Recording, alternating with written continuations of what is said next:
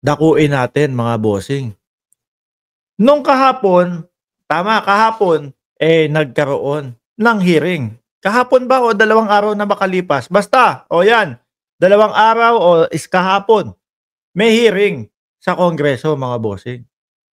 Yun yan pong pinag-uusapan dun sa hearing na yon mga kababayan, patungkol po no, doon sa confidential funds. Hinahanap yung pondo, hinahanap at tinatanong about doon sa mga safe houses. Biruin nyo mga bossing ha. Sa 3 buwan, every quarter, mga boss, magkano ang ginagastos? 16 million mga kababayan.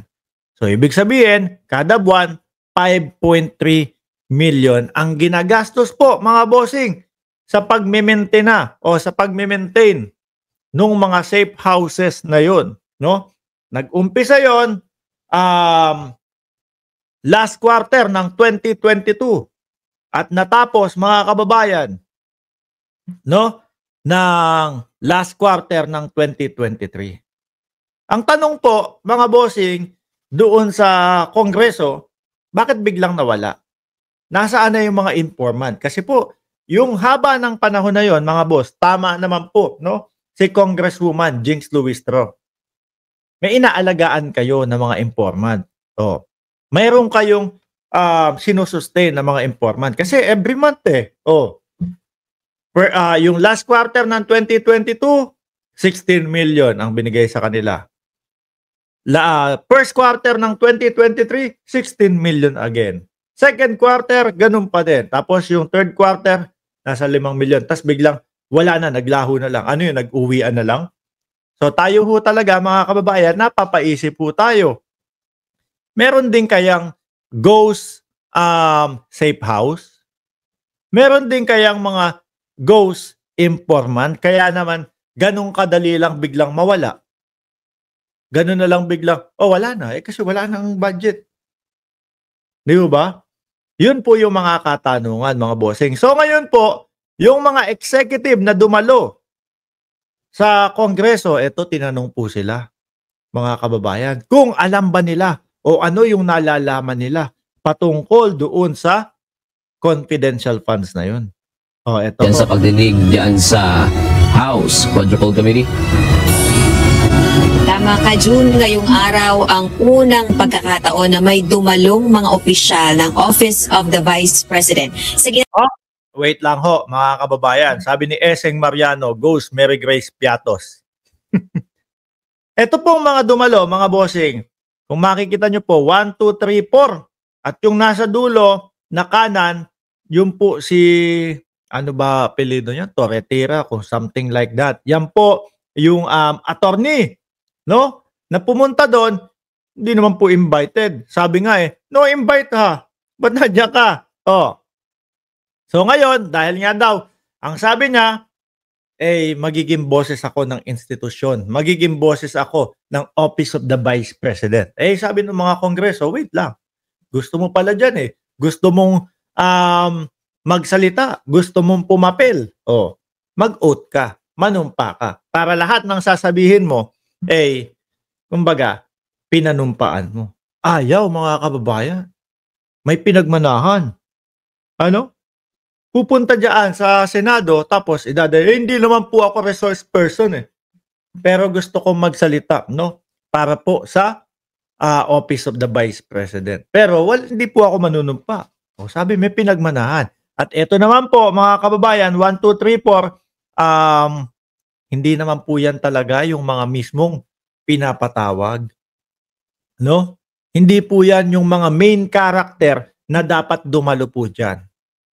Kumbaga, mga bossing, ayoko sabihin yung sagigilid Ano? Kumbaga, yung mga pinadalo po ng Vice Presidente, mga kababayan, hindi napaka-importante. No? Pero yung mga napaka-importante, wala po dyan, mga bossing. Yung mga nakakaalam kung ano po yung mga nangyari doon sa confidential funds at doon sa mga budget, wala po. Kaya, Kaya meron silang subpoena, mga boss.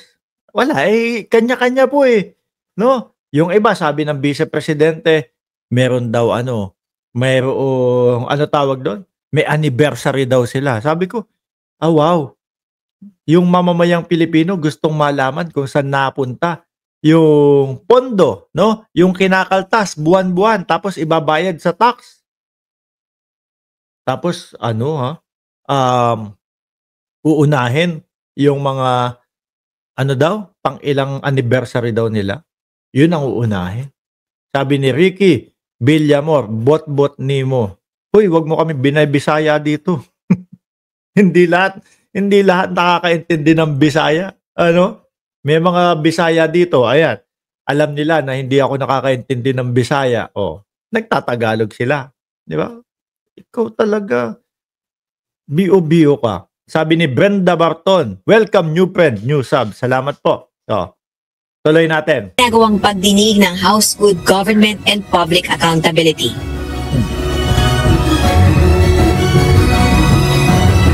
Matapos ang ilang imbitasyon at sapina, may sumipot ng 4 na opisyal ng tanggapan ni Vice President Sara Duterte sa ginagawang pagdinig ng House Good Government and Public Accountability. Nag-iimbestiga ang House panel sa ginawang paggastos ng Office of the Vice President sa confidential funds nito mula 2022 hanggang 2023. Gayon din ng Department of Education na si VP Duterte pa ang kalihim ng kagawaran. Kabilang sa humarap sa House panel ay ang Direktor ng Administrative and Financial Services ng OVP, Chief Accountant, Chief Administrative Officer at Budget Division Office. Gayunman, walang alam ang mga ito sa ginawang paggastos sa kontrobersyal na confidential funds. Ayun ang tinatanong ho sa kanila, mga kababayan. Kayo ba? Inisa-isa po yan ni Congressman Jinx Luistro. Ikaw, madam, alam mo ba yung nangyari? Alam mo yung paggastos na 16 million, ganito, ganyan, para sa maintenance ng safe house? Wala po. Pati yung si Kevin, yung lalaki, wala po. Lahat, wala po. So ngayon, mga bossing, dumating sa punto, kung gano'n, hindi nyo alam. Sino ang sa tingin mo? Eto, tinanong to. Si Villa Del Rey. Tama ba ako? Tinanong siya. Ano sabi? Sino ang nakakaalam nun? Yung palang hindi sumisipot at merong subpoena. Kasi sabi ni BP Sara? Ang sabi ni BP Sara, meron daw mga aatenan. Meron sila pagdiriwang. May anniversary sila. Kaya, busy daw po ang Office of the Vice President. Nakita niyo ho yun, mga kababayan? No, iniimbestigahan kung saan po napunta yung ating mga tax na ibinabayad. Tapos, saka kami magpapaliwanag niyan pag hindi na kami busy. Isa pa nga po doon no? Di ba, Ma'am Opel? Christian Bone. Isa pang nabanggit dun, mga kababayan, sa January na lang ako makikipag-away. Kasi tapos na yung mga hintay muna daw tayo. Bakit ba? Bakit tayo maghihintay? Tax lang naman ng bayan yung pag-uusapan. Next time na lang, di ba, saka na lang yung paliwanag. 16 million in 3 weeks, in 3 months. Pag dinivide mo, 5.3 million kada buwan para sa pag-maintain mga kababayan, ng mga safe house na bigla na lang nawala. Nang usisain ng mga kongresista. My participation is limited to the issuance of the signature on the check for the cash advance, Your Honor. I have no personal knowledge insofar as the utilization and the liquidation of confidential funds. But in the preparation, meron? Yes po, during budget request, budget proposal. Okay, but pagdating sa actual disbursement, wala ka nang kinalaman? Wala na po, Mr. Chair. I don't have Iba na, no? Yung nagtatago, yun na, mga kababayan, yung may kinalaman. any personal knowledge on the utilization of the confidential fund, Your Honor. Naniniwala ang mga ito ang Special Disbursing Officer o SDO na si Gina Acosta ang may impormasyon kung papaano ginastos ang pondo. Ayun. At sino daw po? Si Gina Acosta, mga kababayan? Based on the JC and based on the issuance of cash advance, it is the Special Disbursing Officer Who is? the accountable officer. Can you please cite the name of the Special Disbursing Officer? As shown in the check, Your Honor, it is Miss Gina Acosta. Wala naman sa pagdinig si Acosta at batay sa ipinadalang dokumento sa House panel, binigyan ito ng Travel Authority para i-monitor at i-facilitate ang paghahanda umano sa OVP activities sa Southern Mindanao Satellite Office mula November 10 to 15, 2024. Yan ang tinatanong ho ng Kongreso, mga kababayan. Aba, bakit naman parang yung mga ganitong pagkakataon tumutugma naman at saktong-sakto naman sa pagpapatawag ng Kongreso para imbestigahan sila? Tama nga naman ho, mga bossing, no? Sakto naman talaga doon sa pagpapatawag sa kanila. Meron nga kasing mga anniversary daw ho, no? Kabilang si Acosta sa 4 na pinatawan ng contempt ng House panel bukod sa OVP Assistant Chief of Staff, dating Assistant Secretary ng DepEd at dating Special Disbursing Officer ng DepEd. Parang may narinig pa nga ako kay Dan Fernandez na parang mga pinaggagawa lang itong mga dahilan ng mga to Di ba? Ang iniisip ko nga yung isa na nasa labas ng bansa, baka hindi na bumalik yun. Baka next time na bumalik yun. Sabi ni Lilibet Moso, common sense, napakadali pang sumagot lalo kung hindi ka nagsinungaling. Napakadaling sumagot, no? Kung wala kang tinatago at kapag totoo ang sasabihin mo. Oo nga. No? Sabi ni Eseng Mariano, yung mga hindi dumalo sa Quadcom, sila yung malaki ang partisipasyon sa OVP. Correct ho. Tuloy. Tapos na ang pag-aresto sa mga ito at detensyon sa premises ng House of Representatives. Hindi katanggap-tanggap ang dahilan ng mga ito sa hindi pagdalo ng pagdinig ng komite na may pare-parehong isinumiting Travel Authority. Medyo nakakapagtaka dahil pare-parehas silang umalis. Pare-parehas silang may travel order. Pare-parehas silang pinahintulutan na umalis sa araw na may hearing tayo.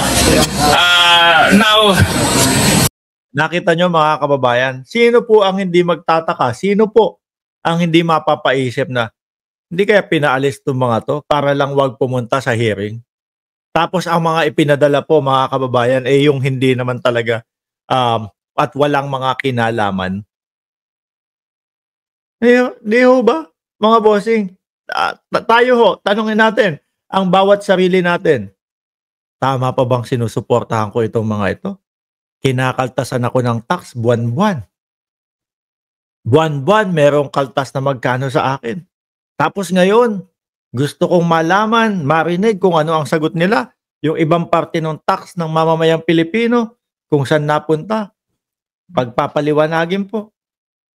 Ang sagot sa atin pinupolitika lang.